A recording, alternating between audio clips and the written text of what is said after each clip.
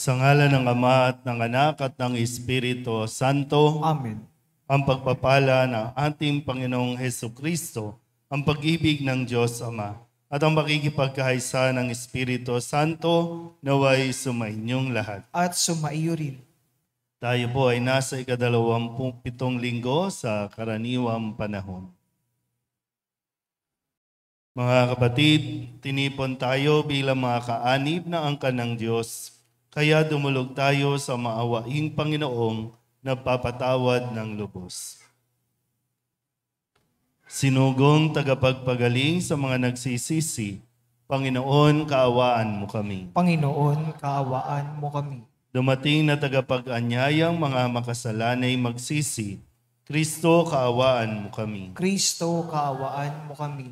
Nakaluklok ka sa kanan ng Diyos Ama para ipamagitan kami. Panginoon, kaawaan mo kami. Panginoon, kaawaan mo kami. Kaawaan tayo na makapangyarihang Diyos, patawarin tayo sa ating mga kasalanan at patnubayan tayo sa buhay na walang hanggan. Amen.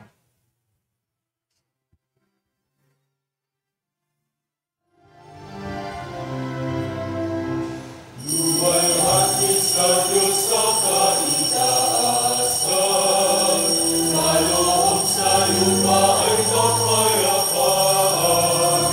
Pinupuri ka at ipinagdarasal, sinasamba ka dahil sa dakila mong kalwalhatian. Panginoon naming Diyos sa inang langit, amang makapangyarihan. Panginoong Jesucristo, tuntong anak ng Diyos, Cordero ng Ama, ikaw ang nag-aalis ng mga kasalanan ng sanlibutan. Tanggapin mo ang aming kahilingan, ikaw na naluluklok sa kanan ng Ama. Maawa ka sa amin, ikaw lamang ang banal, Panginoon Jesucristo, kasama ng Espiritu, sa kalahati ng Ama. Amen, amen, amen.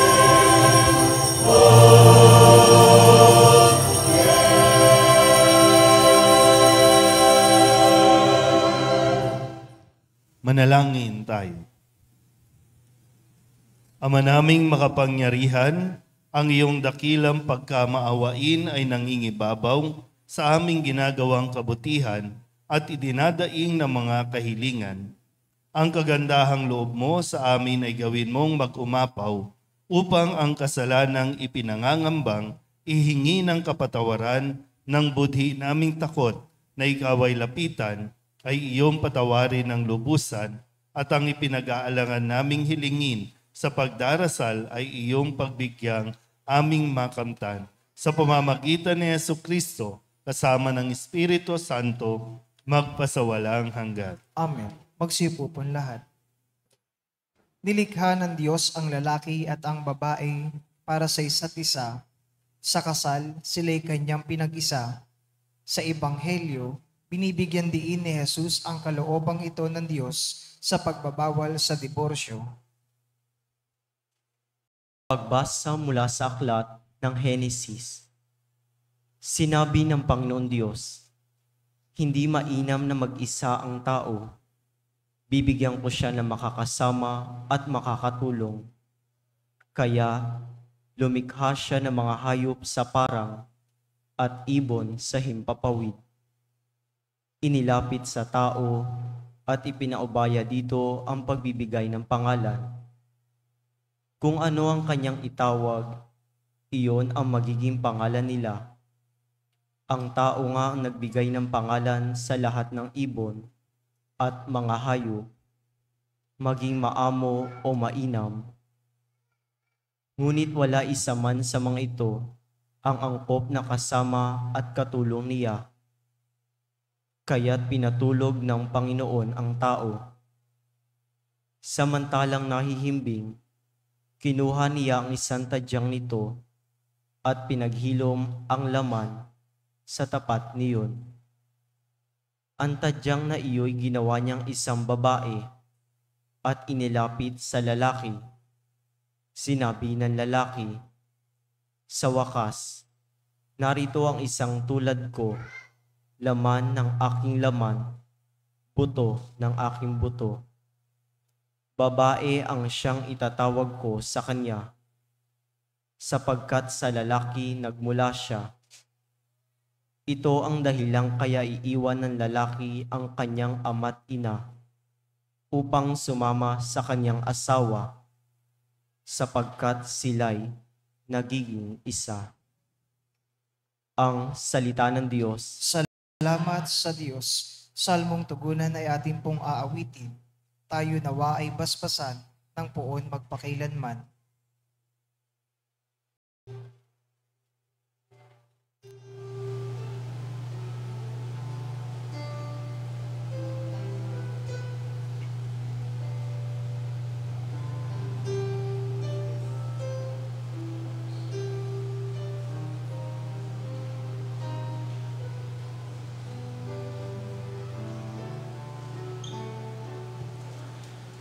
Tayo nawa ay basbasan ng poon magpakailanman.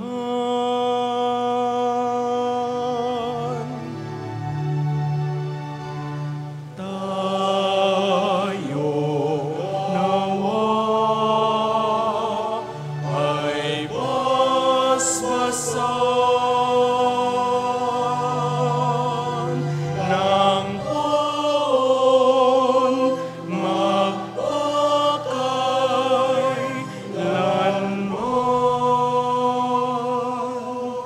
Mapalad ang bawat tao na sa Diyos ay may takot. Ang maalab na adhikay sumunod sa kanyang utos. Hindi siya magkukulang sa anumang kailangan. Ang buhay ay maligaya, uunlad ang kanyang buhay. Tayo nawa ay basbasan ng poon magpakailanman. Sa tahanan ang asaway parang ubas na mabunga, bagong tanim na sa may dulang ang anak niya. Tayo nawa ay basbasan ng buon magpakailanman.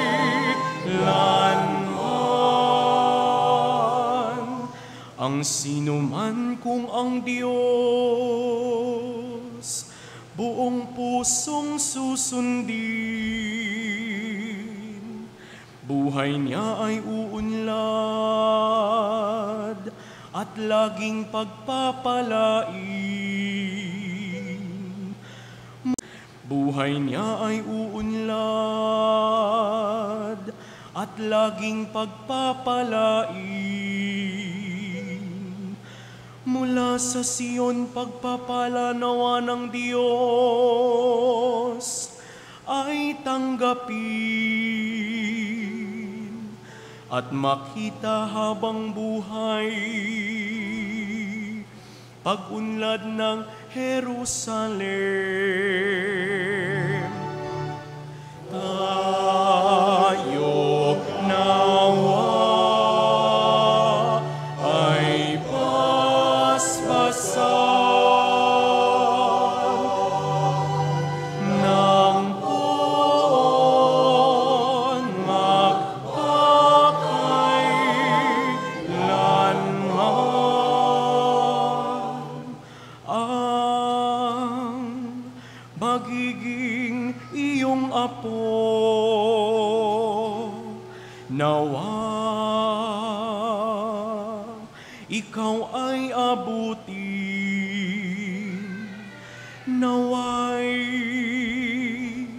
maging mapayapa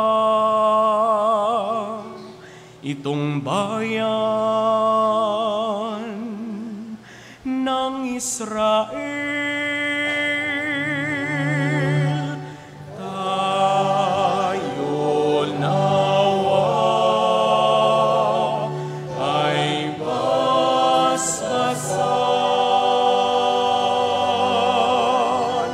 ng buon magpakailanman.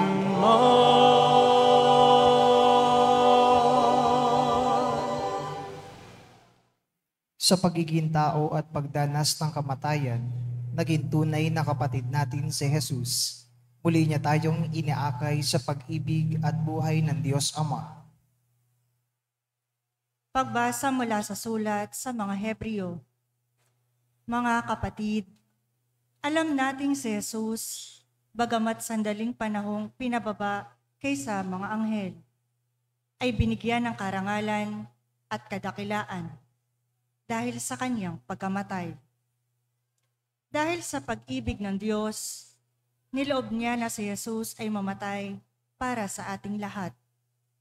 Sa pamamagitan ng mga pagtitiis, siya'y pinapakingganap ng Diyos na lumikha at nangangalaga sa lahat ng bagay upang makapagdala ng marami sa kaluwalhatian.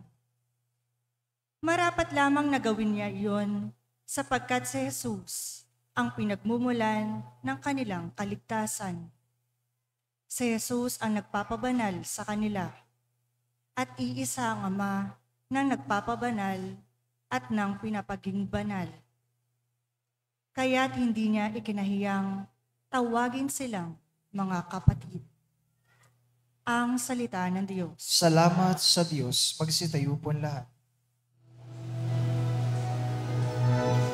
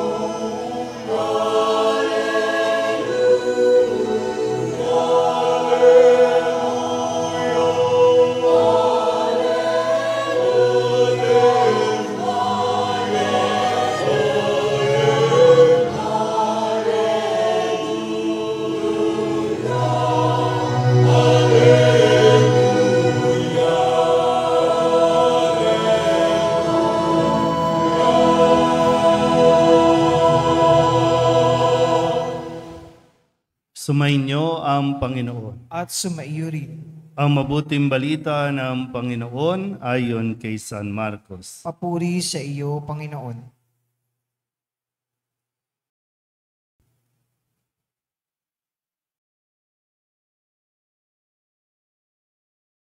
Noong panahong iyon, may mga pariseyong lumapit kay Jesus.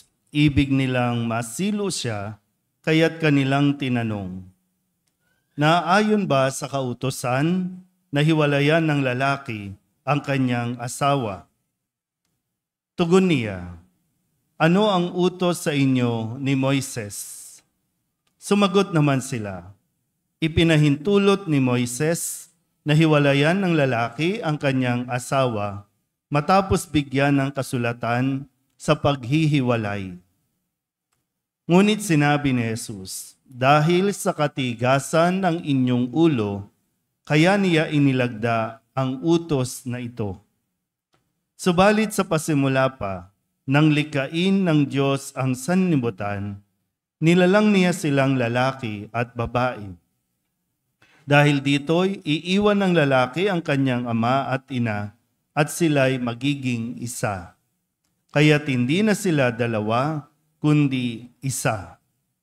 Ang pinagsama ng Diyos ay huwag paghiwalayin ng tao." Pagdating sa bahay, ang mga alagad naman ang nagtanong kay Jesus tungkol sa bagay na ito. Sinabi niya sa kanila, "Ang sinumang lalaking humiwalay sa kanyang asawa at mag-asawa sa iba ay gumagawa ng masama sa kanyang asawa. Siya'y nangangalunya. At ang babaeng humiwalay sa kanyang asawa at mag-asawa sa iba ay nangangalunya rin." Ang mabuting balita ng Panginoon. In Panginoong Heso Kristo, magsipo po lahat. Isang magandang umaga po sa inyong lahat. Tayo po ngayon ay nasa ika-27 linggo sa karaniwang panahon at mahalaga po na ating mapagnilayan at mapag-usapan ang tungkol sa batas o tungkol sa paghihiwalay. Marami po ang sumasang-ayon, mismo mga Katoliko ang sumisigaw na payagan na natin magkaroon ng divorce. Dahil sabi nila, nakakainggit naman, tayo na lang yung bansa na wala pang divorce. Kaya napipressure yung mga mambabatas natin, napipressure ng ibang bansa dahil siyempre ito ay bahagi po ng programa na pag sinabing programa ng ibang bansa, may kaakibat itong pera. Hindi lang sila basta gagawa ng batas. Kasi pag nakagawa ng batas, na ipasa, may pera sila. Naintindihan po ba yon? Kaya nga crucial itong panahon natin ngayon. Yung mga pinupuntahan ninyong mga rally-rally, yung mga patawag na mga politiko. Isa nga, ang OA nyo, no? Magpa-file lang ng candidacy, may rally pa. May ati-atihan, may pabanda, magpa-file lang yan ng candidacy. At pagdating ng araw, anong gagawing batas? Magkaroon ng divorce. Kaya kilalanin niyo na mabuti. Ito bang sinusuportahan ninyo? Hindi ko nga alam kung sinusuportahan niyo ba talaga o dahil may kapalit na pera kapag nag-ating kayo ng rally. Naniniwala ba talaga kayo sa kanyang ipaglalaban at ipagtatanggol kayo o dahil may nagsabi na, pumunta kayo doon ha, ako nang bahala sa 500 ninyo, ako nang bahala sa pakain ninyo, may uniform pa, ako nang bahala dyan. Sabihin nyo nga sa katabi ninyo, Katoliko ka. Hindi ka mukhang pera, ha?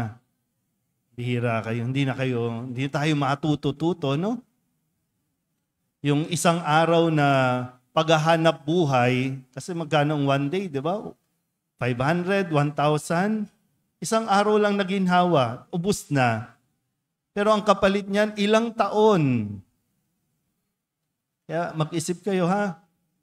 Kung gusto niyong umatin ng rally, magpusa kayong umatin. Hindi yung dahil nabayaran o sinuhulan kayo ha. Panindigan nyo. Kung siya yung sinusuportahan nyo, panindigan nyo. Tama naman yan ha. Puntahan nyo yung kanilang mga patawag. Pero hindi dahil sa pera ha. Kasi nakasalalay dito ang inyong pamilya. Yung pag-aaral ng inyong anak, yung kalusugan, yung pampaospital ng inyong magulang, nakasalalay sa mga taong ito na nagsusumigaw. No? Kanya-kanyang posting na nga sila ng mga ginagawa. Mayroong dumalaw sa may sakit, mayroong nagpapakain, mayroong lahat na ginagawa nila ngayon. Noon ayaw gawin, ngayon ginagawa lahat. Sige. Punta muna tayo dito. No?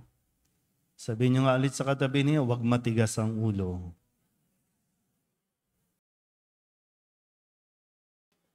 Mga taga-Divisoria, taga-Parola, taga-Camba, taga-San Nicolas, distrito na San Nicolas, bago kayo magsisisigaw, yes to divorce, unawain nyo muna kung anong kahulugan ng divorce. Ang sarap nyo rin kasing pektusan. Mabayaran lang na, basta yes to divorce tayo, yun na. Hindi nyo alam kung anong kapalit niyan. Hindi nyo alam kung anong epekto niyan. At bago ka mag-yes to divorce, ikaw mismo, hindi ka nga kasal, yes to divorce ka. Ang usapin natin ay tungkol sa mga mag-asawa. Pag sinabing mag-asawa, kasal. Yun lang ang mapaghihiwalay mo, yung kasal. Yung mga hindi kinasal, walang usapin tungkol sa divorce kasi dapat unang-una pa lang maghiwalay na kayo. Walang kinakailangan lawyer, papel, kasi nagsasama lang naman kayo. At sa katigasan ng ulo nyo, ayaw nyong magpakasal, maghiwalay na kayo. Walang kinakailangan lawyer, papel, kasi nagsasama lang naman kayo. At sa katigasan ng ulo nyo, ayaw nyong magpakasal, maghiwalay na kayo. Kasi sinasabi nga, gusto nyo talagang magsama, di magpakasal kayo. Libre naman ang kasal dito.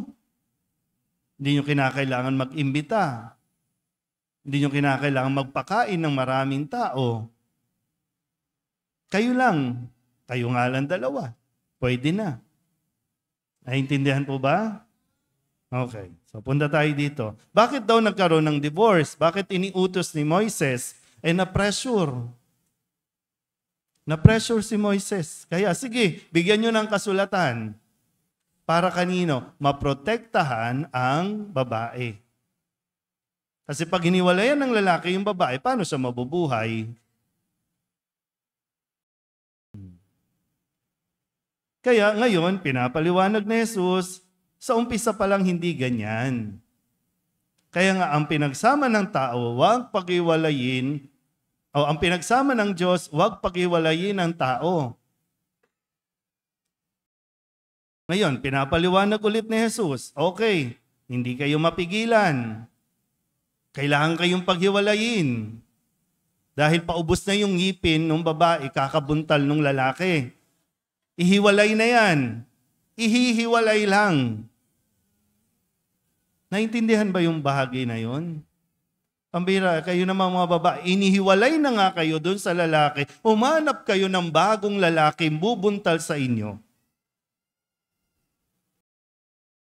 Ihiwalay lang. Malinaw naman to, oh.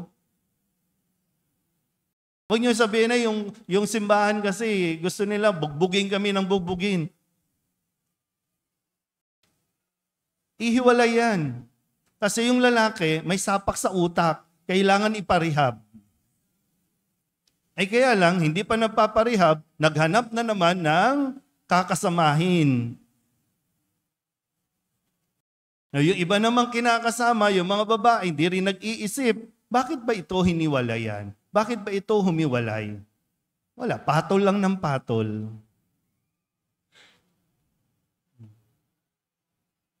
Linawin natin ulit ha. Okay, hiwalay. Pero hindi ibig sabihin, mag-aasawa ka na ulit ng iba. Hiwalay lang. Kaya nga, ang sabi ni Jesus, tandaan ninyo, kapag ang lalaking humiwalay sa kanyang asawa at nag-asawa sa iba, nagkakasala siya ng pangangalunya. At kapag yung babae naman daw hiniwalayan at nag-asawa, pumatol sa iba, nangangalunya rin. At ang pangangalunya ay isang kasalanan.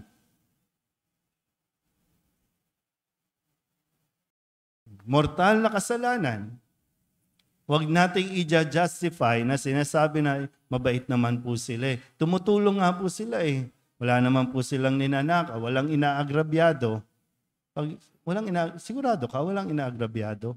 Eh may pamilya kang iniwan, may pamilya kang sinira, may mga anak na umiiyak ngayon at napabayaan.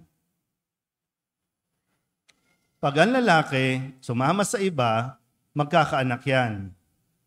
Pag ang babae sumama sa iba, magkakaanak yan. Sinong naiwan? Yung anak nila pareho. Saan sila pupunta? Magkahiwalay lang kayo. Pero kayo pa rin ang mag-asawa. Naintindihan po ba? Ay, nako. Ayun, bakit ba nauuwi sa paghihiwalay? Bakit gusto yung mag-divorce? Alam mo itong mga mambabatas natin na nagsusulong ng divorce. Tabi-tabi po o bato-bato sa langit pero sadyang totoo naman. Sila po kasi may mga kinakasama. Sila yung mayroong gusto maging legal yung pagsasama. Kaya hindi ito ay para sa kaligayahan nila. Hindi nga nila alam yung divorce. Anong kaligayahan? Alam ba ng mga taga-Delpan yan? Alam ba ng mga nandyan sa may Wet City? Alam ba ng mga taga-Divisoria? Hindi. Sila lang po. Kaya hindi tayo para sa kanila. Ang kailangan natin pakinggan si Jesus. Mga lalaki, bakit gusto niyo magkaroon ng divorce? Bakit ba nauwi? Marami po, yung mga nasa abroad, di ba? Mga OFW. Yung dahilan na, kaya ako mag-a-abroad para sa pamilya ko. Bakit kayo lumikha ng bagong pamilya dyan? Kailangan natin mas maging practical din sa pag-unawaan natin nito. Ha?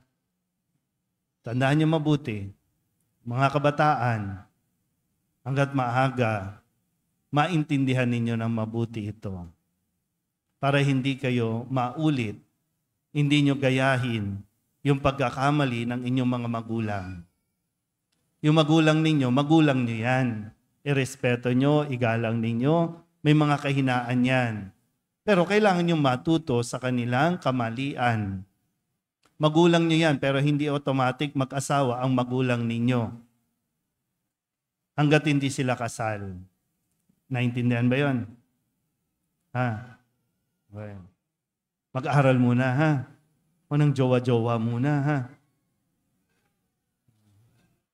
Hindi siya. Makatitig naman kayo sa kanya. Kasi ngayon, di ba? 15 years old, nabubuntis na. Tapos yung mga magulang, dahil wala rin sa katinuan, pagsasamahin nyo na sila. Hindi sagot yun. Tapos ipipilit ninyong ipakasal. Mga babae, mga dalaga, bago kayo pumayag sa kung ano man, tingnan nyo muna kung yung bang lalaking yan may trabaho, kaya kang buhayin, saan ka ititira niyan? Mali yata yung tono. Ano ba? Saan ka ibabahay niyan? Mali yung tono. Sorry po. Di ba yung bahay? Importante yan eh. Yung mga basic. Kinikilala muna. Kaya nga yung proseso, may proseso tayo eh. Kaya lang, inuuna ninyo, intimacy. Tapos, kasal. Tapos, kikilalanin. At dahil ayaw mo sa kanyang ugali, maghihiwalay. Ay dapat, kilalanin mo muna, magpakasal, intimate. Mahalaga yun. Ulitin ko yung tanong. No? Mga lalaki, bakit kayo humihiwalay? Anong nagiging dahilan? Unang-una, intimacy. Sex. Pakikipag-sex. Pakikipagtalik. Yun lang naman yan. Na nauuwi sa maghiwalay na tayo kasi may bago akong kinakasama, kinakatalik. Tigilan niyo ako dun sa mga companionship lang po kami.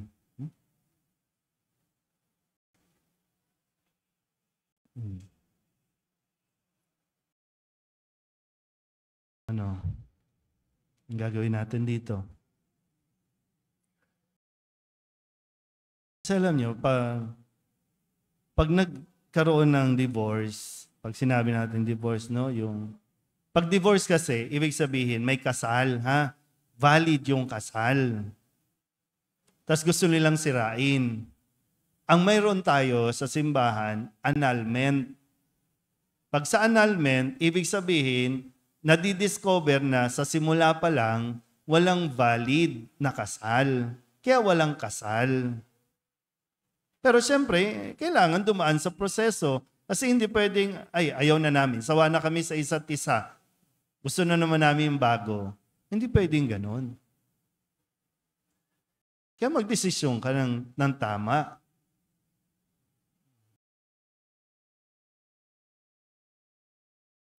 Ngayon naman, kapag sakali po, matigas talaga ang ulo. Humiwalay. Sa kasal ha, hiniwalayan ka. Hayaan mo. Hayaan mo yung kinakasama niyang mamoblema dyan sa asawa mo. Pero wag na wag kang papayag na magkaroon ng kasulatan. Let's be more practical. Para lahat ng karapatan sa iyo pa rin. Lahat ng kayamanan niya sa iyo pa rin. Ikaw ang legal. Kahit saang korte kayo magpunta, yung kinakasama niya, yung kinabit niya, o yung kumabit sa kanya, wala siyang karapatan. At habang buhay siyang tatawaging kabit. Real talk lang po tayo dito para mas maintindihan ninyo. Maliban na lang talaga kung pati ikaw, matigas ang ulo mo kasi meron kang bagong jowa. Kasi kung tutuusin, di ba, pwede mong kasuhan yung asawa mo at yung kinakasama niya. Rigor? Rigor. Rigor.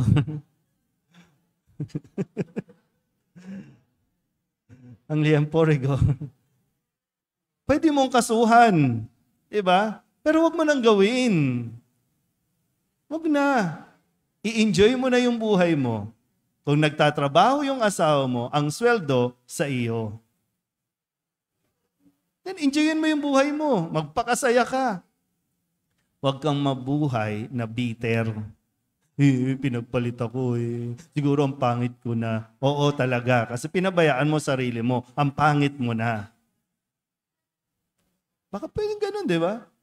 Kasi yung nabubuhay ka, tapos magkikita kayo dito, ewan ko ba, dito sa lugar natin, minsan parang normal na, siya dati ang kasama, ngayon may bago, siya din, o parang palitan na lang. Yung sakramento, kasagraduan ng kasal, ng pag-aasawa, tinatanggal natin yung kabanalan nito. Dahil lang hindi tayo nag-iisip. Kaya hindi yan pwedeng yung, mahal ko siya. Tumitibok ang puso ko sa kanya. Tigilan niyo ako, hindi kayo makakabayad ng kuryente sa tibok. At kapag walang pambayad ng kuryente, mas malakas ang tibok.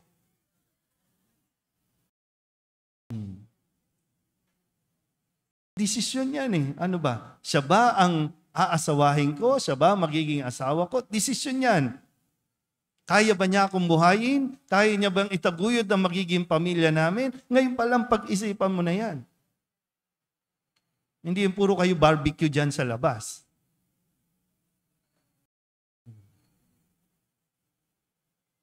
Kasi nakasalalay po yung kinabukasan ng mga bata na narito, mga anak ninyo, isipin niyo muna yan. Ha? Huwag yung puro sarili lang. Ha? Huwag yung puro, yung mga sinahay, karapatan kong maging masaya. Ay yung karapatan ng pamilya mo maging masaya, kinukuha mo. Huwag kayong tumulong sa mga showbiz, mga politician. Huwag ganun ang buhay. Magulo ang buhay. Isihan nyo lang, simplehan nyo lang. Minsan naisip ko, bago ikasal, kailangan dumaan sa psychiatrist o kaya psychologist. Kasi total, ang sinasabi ng mga naghihiwalay, gustong magpa-fight, psychological incapacity. Syunga-syunga ka rin eh. Hindi mo muna inalam kung may tama ba sa utak yan. Tapos papatulan mo.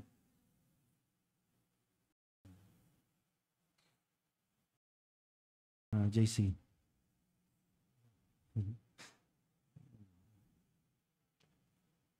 Tingnan natin next year, tingnan natin kung ilan sa inyo ang sisigaw ng yes to divorce.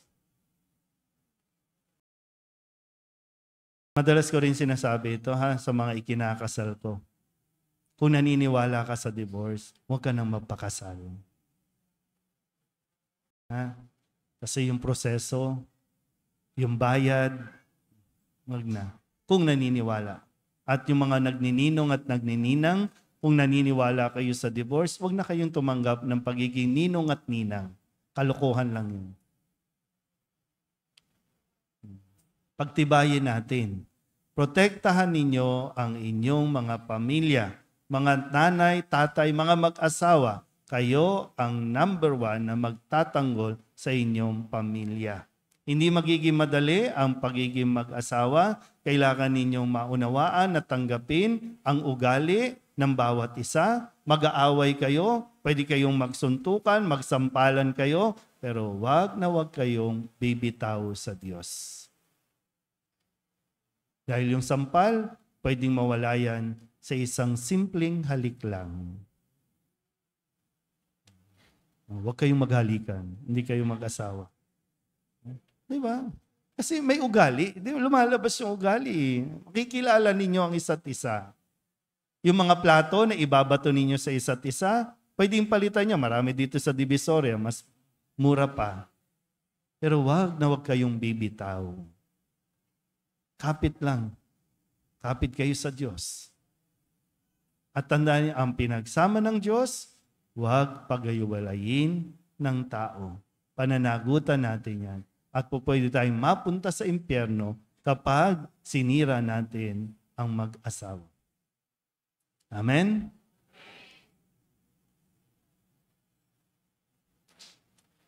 Magsitayo ang lahat at ipahayag natin ang ating pananampalataya. Sumasampalataya ako sa Diyos amang makapangyarihan sa lahat na may gawa ng langit at lupa. Sumasampalataya ako kay Hesukristo, iisang anak ng Diyos, Panginoon nating lahat. Nagkatawan tao, siya lalang ng Espiritu Santo, ipinanganak ni Santa Maria Birhen, pinagpakasakit ni Poncio Pilato, ipinako sa krus na matay inilibing, nanaog sa kinaroroonan ng mga yumao, nang may 3 araw na buhay na mag-uli, umakyat sa langit, naluluklok sa kanan ng Diyos amang makapangyarihan sa lahat. Doon magmumulang paririto at huhukom sa nangabubuhay at nangamatay na tao. Sumasampalataya naman ako sa Diyos Espiritu Santo, sa banal na simbahang katolika, sa kasamahan ng mga banal, sa kapatawaran ng mga kasalanan, sa pagkabuhay na muli na nangamatay na tao, at sa buhay na walang hanggan. Amen. Sa pag-ibig, tayo'y nilikha ng Ama. Sa parehong pag-ibig, tayo'y pinagbubuklod. Dumulog tayo sa kanyang mapagpalang pag-ibig na hindi nagmamaliw. Ang ating pong itutugon, Panginoon, dinggin mo kami. Panginoon, dinggin mo kami. Para sa mga pastol ng simbahan, maging buhay na tanda nawa sila ng dakilang pag-ibig ng Diyos sa harap ng mundong puno ng puot. Manalangin tayo. Panginoon, dinggin mo kami. Para sa mga pinuno ng ating bayan, pag-ibig nawa ang manaig sa kanilang mga puso upang makapaglingkod sila ng matiwasay. Manalangin tayo. Panginoon, dinggin mo kami. Para sa mga mag-asawa at kanilang pamilya, maging lundayan nawa sila ng kanilang relasyon ang Diyos upang sa mga pagkakataon ng hidwaan, matanto nilang sila'y dapat maging tanda ng pag-ibig ng Diyos sa mundo. Manalangin tayo. Panginoon, dinggin mo kami. Para sa mga may sakit at may matinding pangangailangan, kalingain nawa sila ng pag-ibig ng Diyos sa pamagitan ng mga taong may malasakit at pagdamay sa kanilang kapighatian. Manalangin tayo. Panginoon, dinggin mo kami. Para sa mga yumao, madawa-nawa nila ang pag-ibig ng Diyos sa kanilang piling sa langit. Manalangin tayo. Panginoon, dinggin mo kami. Idulog din natin sa Panginoon ang ating mga personal na kahilingan at mga panalangin para sa ating mga pamilya, kasama din ang mga kahilingan ng mga nanonood sa online. Lahat ng mga misang pasasalamat, espesyal na intensyon, agarang paggaling ng mga may sakit, at ang lahat ng mga kaluluwa na inihiling na ipagdasal sa misang ito.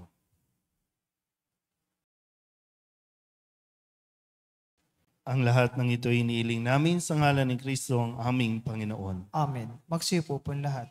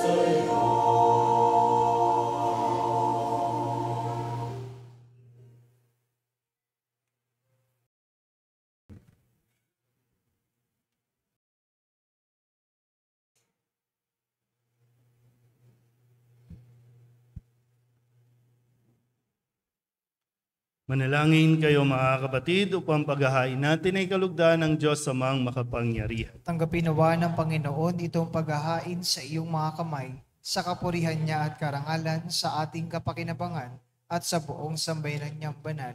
Ama naming lumikha, tanggapin mo ang paghahain ng mga alay na iyong inihabilin at sa pagdiriwang ng dapat naming ganapin ang kabanalan ng iyong pagliligtas naway sumaamin sa pamamagitan ni Jesucristo, kasama ng Espiritu Santo, magpasawalang hanggan. Amen. Sumainyo ang Panginoon. At sumaiyo rin. Itaas sa Diyos ang inyong puso at diwa. Itinaas na namin sa Panginoon. Pasalamatan natin ang Panginoong ating Diyos. Marapat na siya ay pasalamatan.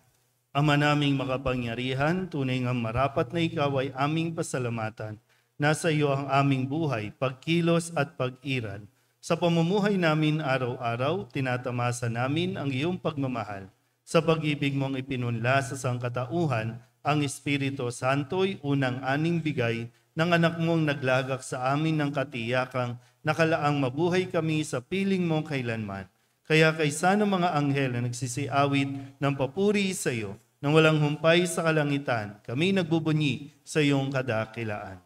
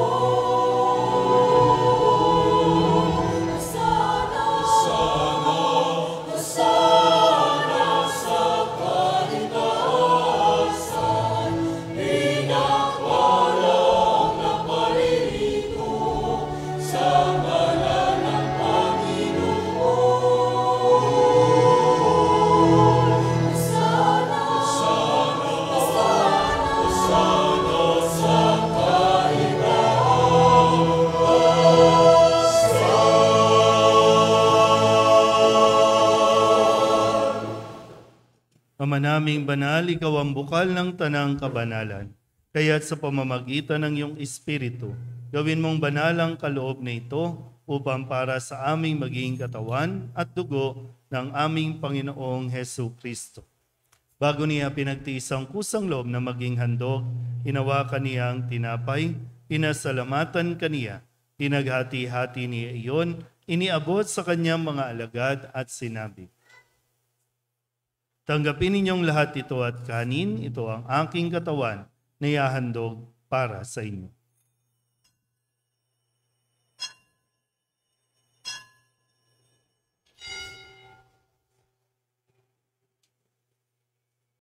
Gayun din naman ang matapos ang hapunan, hinawakan niya ang kalis, muli kaniyang pinasalamatan. Iniabot niya ang kalis sa kanyang mga alagad at sinabi, tanggapin ninyong lahat ito at inumin.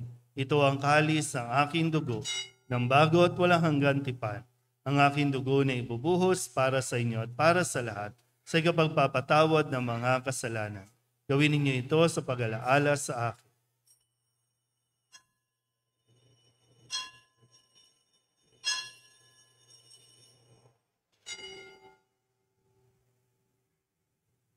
Ipagbunyi natin ang misteryo ng pananampalataya.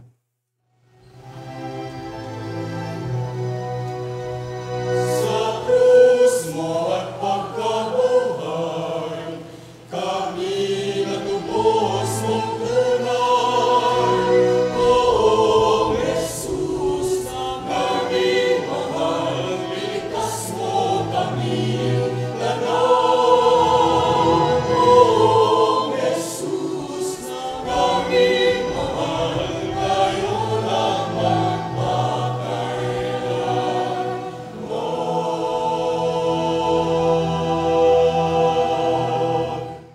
Ama, ginagawa namin ngayon ang pag-alaala sa pagkamatay at muling pagkabuhay ng iyong anak, kaya tiniaalay namin sa iyo ang tinapay na nagbibigay buhay at ang kalis na nagkakaloob ng kaligtasan. Kami napapasalamat dahil kami iyong minarapat na tumayo sa harap mo para maglingkod sa iyo.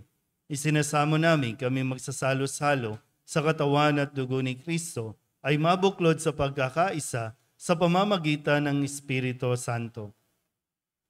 Ama, lingapin mo ang iyong simbahang laganap sa buong daigdig. Puspusin mo kami sa pag-ibig kaysa ni Francisco na aming Papa at ni Jose na aming Obispo at ng Tanang Kaparian. Alalahanin mo sina Pepito, Shaira Rizel at Rita na tinawag mo mula sa daigdig na ito. Nung sila'y binyagan, sila'y nakaisa ni Kristo sa pagkamatay. Ngayong sila'y pumanaw, naway makaisa sila ni Kristo sa pagkabuhay. Alalahanin mo rin ang mga kapatid naming nahimlay na may pag-asang sila'y muling mabubuhay, gayon din ang lahat ng mga pumanaw. Kawaan mo sila at patuloyin sa iyong kaliwanagan. Kawaan mo at pagindapating kaming lahat na makasalo sa iyong buhay na walang wakas. Kaysa ng mahal na Birheng Maria ni Ina ng Diyos, ng kabiyak ng puso niyang si San Jose. Kaysa ng mga apostol at ng lahat ng mga banal na namuhay dito sa daigdig ng kalugod-lugod sa iyo, May pagdiwang nawa namin ang papupuri sa ikararangal mo sa pamamagitan ng iyong anak na aming Panginoong Hesus Kristo. Sa pamamagitan ni Kristo, kasama niya at sa Kanya, ang lahat ng parangal at papuri ay sa iyo, Diyos amang makapangyarihan, kasama ng Espiritu Santo, magpasawalang hanggan.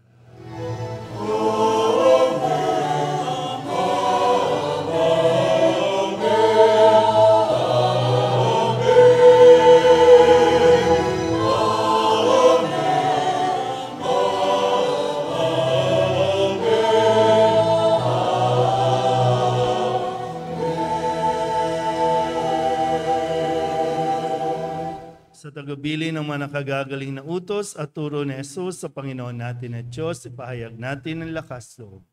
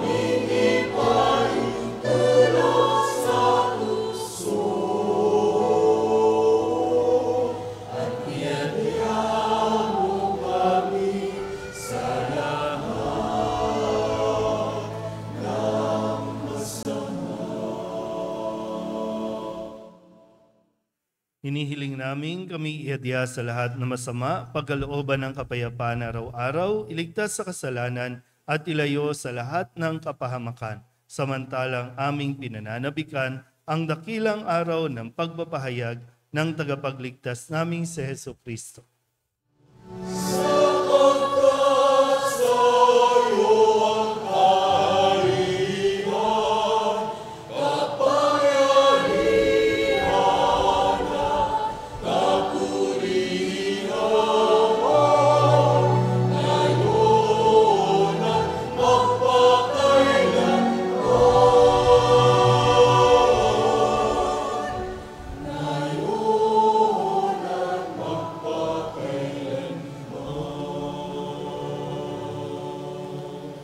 Panginoong Hesus Kristo, sinabi mo sa iyong mga apostol, kapayapaan ang iniiwan ko sa inyo, ang aking kapayapaan ang binibigay ko sa inyo. Tunghayin mo ang aming pananampalataya at huwag ang aming mga pagkakasala. Pagkalooban mo kami ng kapayapaan at pagkakaisa ayon sa iyong kalooban, kasama ng Espiritu Santo, magpasawalang hanggan. Amen. Ang kapayapaan ng Panginoon ay laging sumainyo. At sumaiyo rin. Magbigayan po tayo ng kapayapaan sa isa't isa.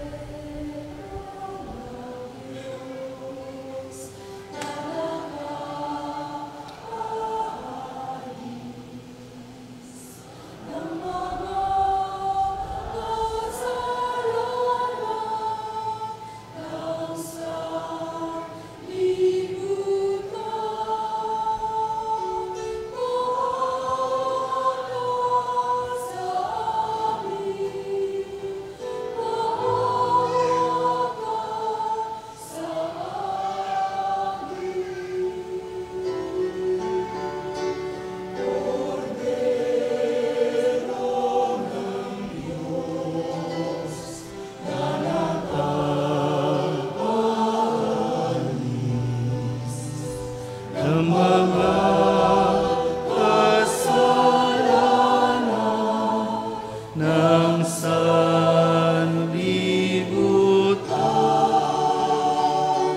maawa ka sa amin, maawa ka sa amin.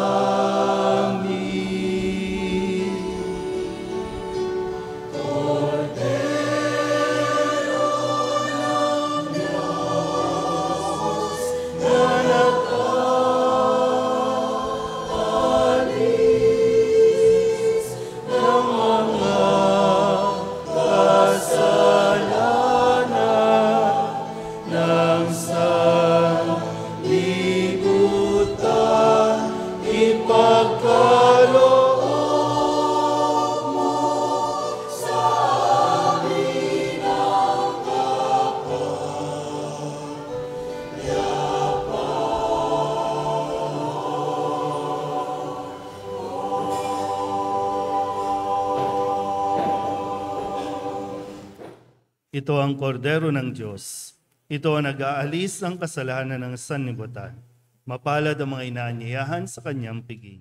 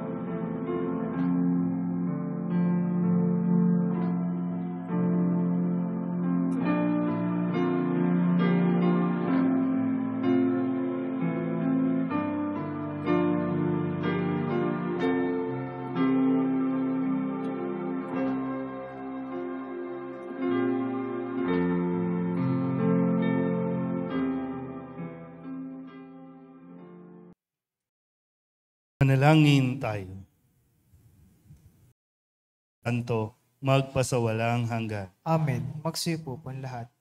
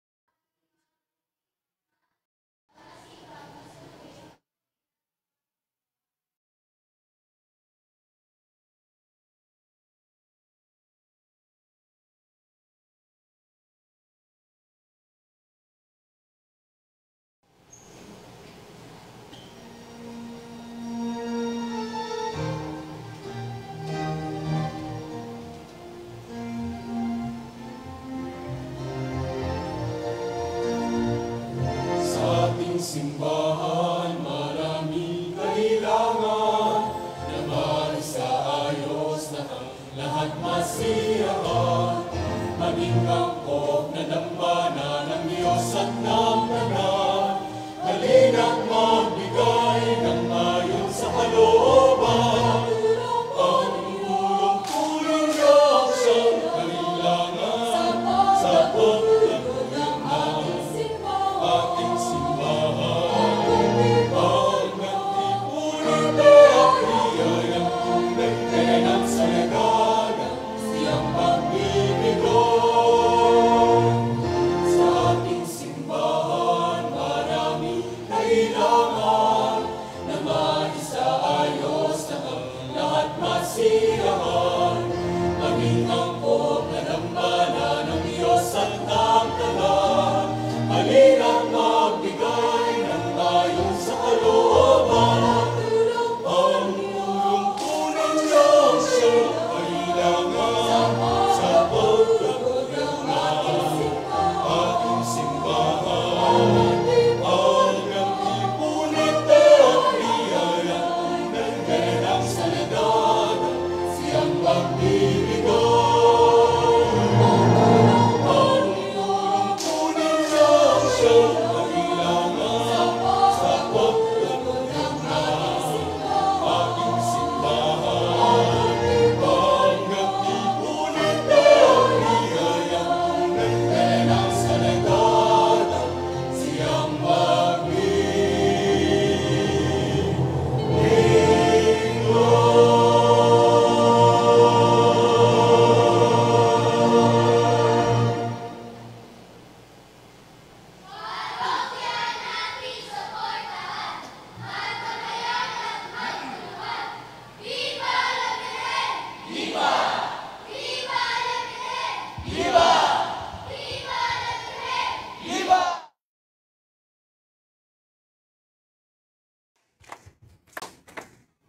Lahat po ng magdiriwang ng kanilang kaarawan sa buwang ito, kung maaari po ay pumunta sa harapan para sa espesyal na panalangin at pagbabasbas.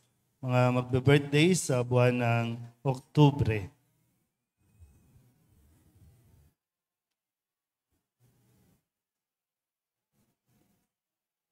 Wala po akong ayuda. Huwag kayong mano. Diyos ng sanlilikha, nagpupuri at nagpapasalamat kami sa iyo para sa handog mong buhay.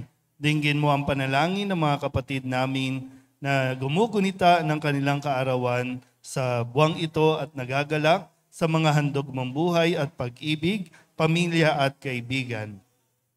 Pagpalain mo sila sa pamamagitan ng iyong patuloy na pananahan sa kanila at kupkupin mo sila sa iyong pagmamahal upang matamasa nila ang darating na mga masayang taon. Lahat ng ito naway maging kalugod-lugod sa iyo.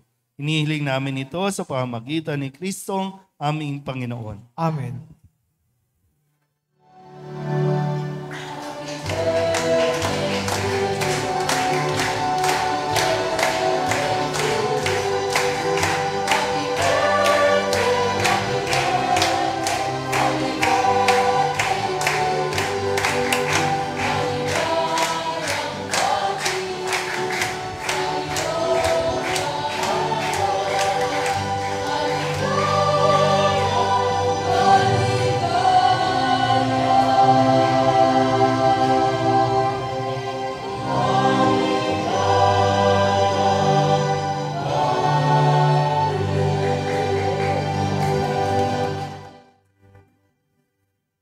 Muli po ngayon ay October, Month of the Rosary. Lahat po ay naanyayahan makiisa sa pagdarasal ng Santo Rosario gabi-gabi. Nasa online po yan. Mayroon tayong mga pinag-uusapan ng mga pamilya na sila po ang manguna sa pagdarasal ng Santo Rosario. At linggo-linggo naman po ay mag-aalay tayo ng bulaklak sa mahal na Birhen ng Santo Rosario. Tilingin natin na talagang mapagtibay ang pagsasama ng mga mag-asawa. Muli, paalala po, libre ang kasal dito sa ating parokya. Yung mga nagsasama, yung mga kasal sa sibil, ikasal po natin kayo sa simbahan para maging mas makaaya-aya ang inyo pong pagsasama. Yung mga nagsasama naman na hindi pa kasal, Kung ayaw nyo talaga, maghiwalay na po kayo hanggat maaga.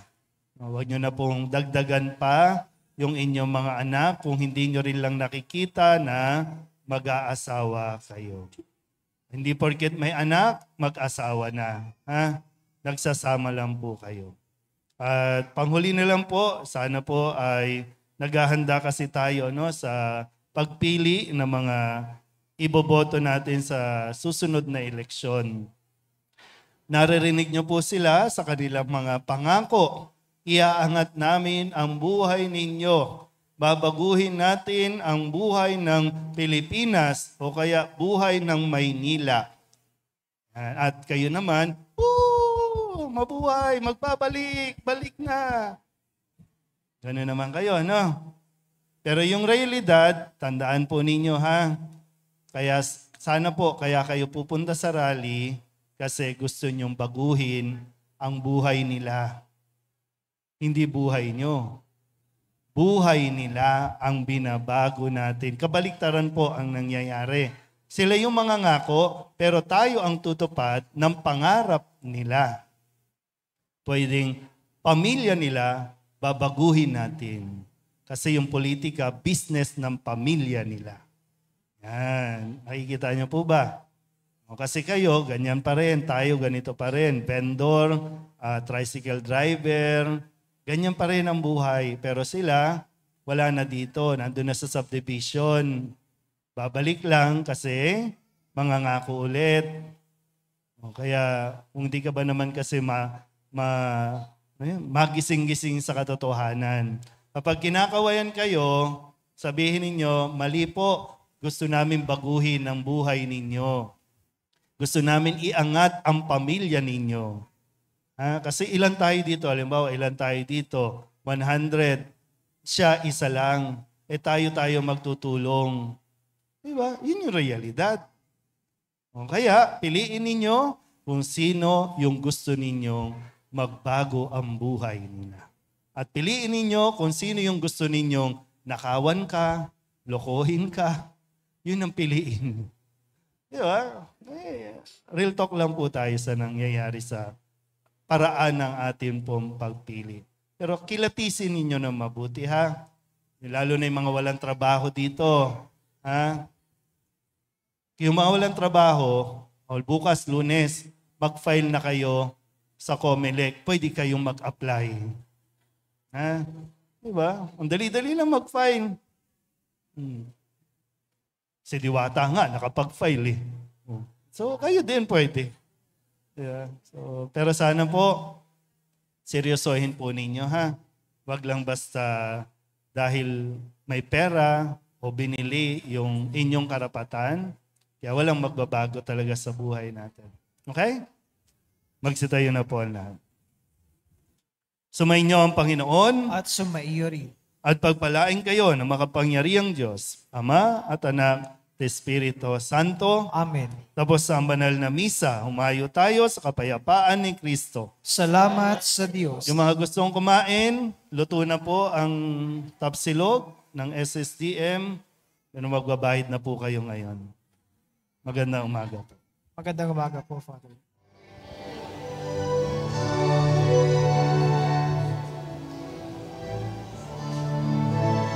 Walang sino man ang nabubuhay para sa sarili lamang.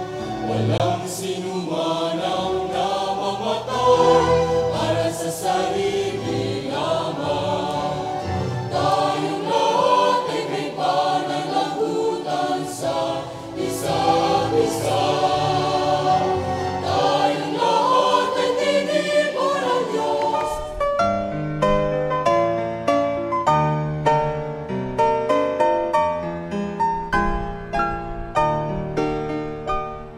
Nuestro Padre Jesús Nazareno, sinasamba ka namin, pinipintuho ka namin, aral mo ang aming buhay at kaligtasan. Nuestro Padre Jesús Nazareno, iligtas mo kami sa kamatayan